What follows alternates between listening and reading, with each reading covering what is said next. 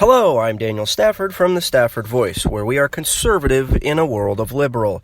Today is July 5th, 2017, and this is your Wednesday morning mashup. CNN hunts down Reddit user behind Trump wrestling gif. The Reddit user, who initially claimed credit for President Donald Trump's tweet that showed Trump tackling CNN, issued an apology Tuesday for the video and other offensive content he posted, only one day after CNN identified the man behind the account and attempted to make contact with him. The apology came after CNN's K-file identified the man behind said account. Using identifying information that the user posted on Reddit, K-file was able to determine key biographical details to find the man's name using a Facebook search and ultimately corroborate details he made available on Reddit. On Monday, K-file attempted to contact the man by email and phone, but he did not respond. On Tuesday, he posted his apology on the subreddit The Donald and deleted all his other posts.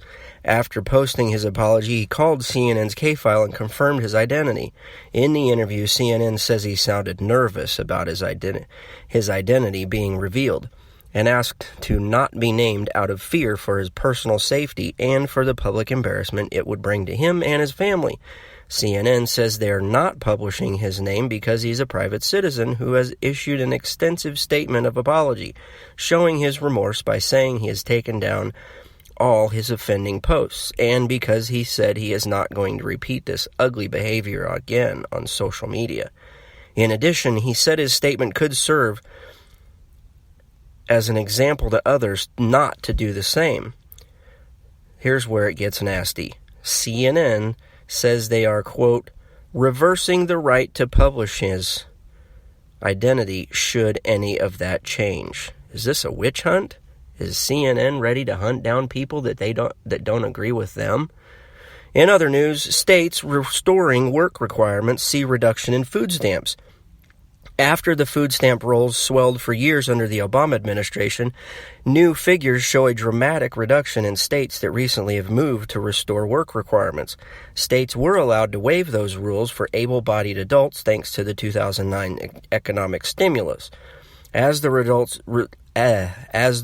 loosened and the economy sputtered out of the recession, food stamp enrollment soared to record levels, peaking at nearly 48 million nationwide in 2013.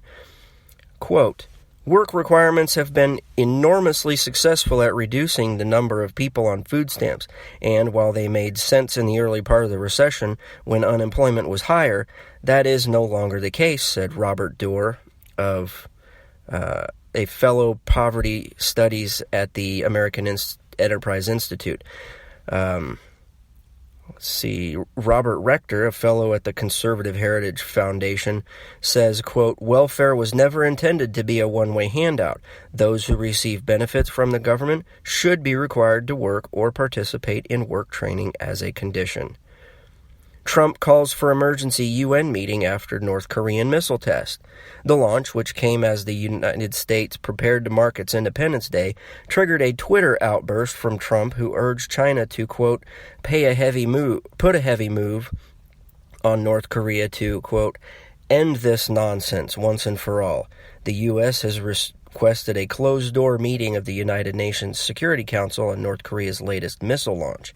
If data and intelligence proves the intercontinental ballistic missile was launched, officials say Trump would potentially approve a, quote, measured response to deal with North Korea, which could include sending additional troops to the region and quite possibly more sanctions. And that's your Wednesday morning mashup, ladies and gentlemen.